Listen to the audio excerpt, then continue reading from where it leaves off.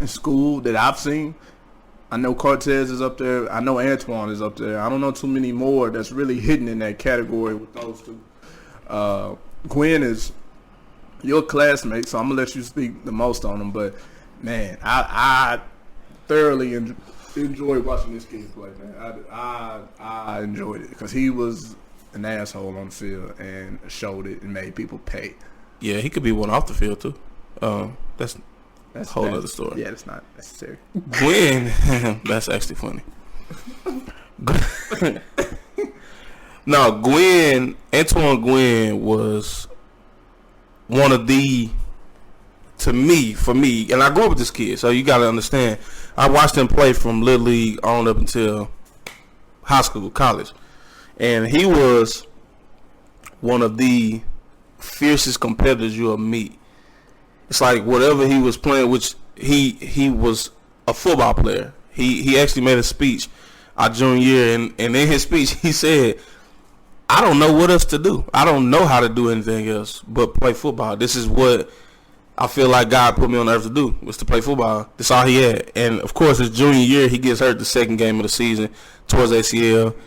Yeah, West Monroe. He gets hurt, tears his ACL. His junior season is pretty much done with. Yes, in the second game.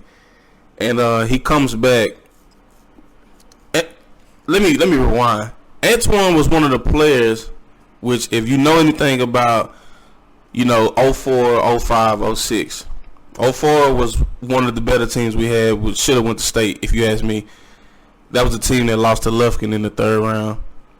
You come back, our junior year, which was the 05 season, which featured players like Vondrell McGee, Chris Ivory, David Robinson, Trent Williams, Cortez Bell, Jarvis Pippins, Kelsey Oliver, TJ Norris. This is the team that we're coming up with, right? Meaning that these are seniors and we're juniors.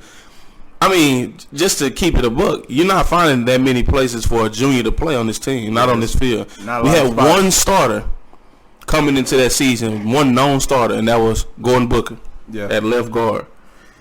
So Antoine Guinn was so talented that even on this team loaded with talent, loaded with players coming back, they did everything they could to find this kid a spot as a starter. Antoine was a fucking nose guard in spring football. That was just to find a way to get him on the field.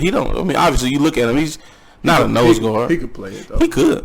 But he was big enough to play it. Coaches seen, the talent level, and they was like, we got to find some kind of way to get him on the field. And that's the thing. You get 11 guys on the field, you better find your best 11. Damn right. Find them somewhere. And he went from nose guard to playing backer, not necessarily linebacker, but the just outside linebacker, strong safety kind of duo. Yeah. And that was just to get him on the field, and he needed to. Like in those 2 games, he had 9 tackles, 3 for loss, and 1 sack. Yes. And that's in a game and a half, or maybe a game and a quarter. I don't think he got out of the first quarter at West Monroe. I don't think he did either. And then his senior year is stupid. He has over 60-something tackles, over 5 for loss, 3 fumbles forced, a pick, and a touchdown. Like, he was a baller. Absolute baller. With 2 full seasons, probably his life could be different at this point. It's true. Because he could be somewhere else playing ball or whatever the case is. But he didn't, and this is kind of where he lands in that kind of one of those what-if kind of guys. You get 2 years with this guy, and there ain't no telling what could happen. So that's Antoine Guinn at 76. This next guy was not even on the list prior to me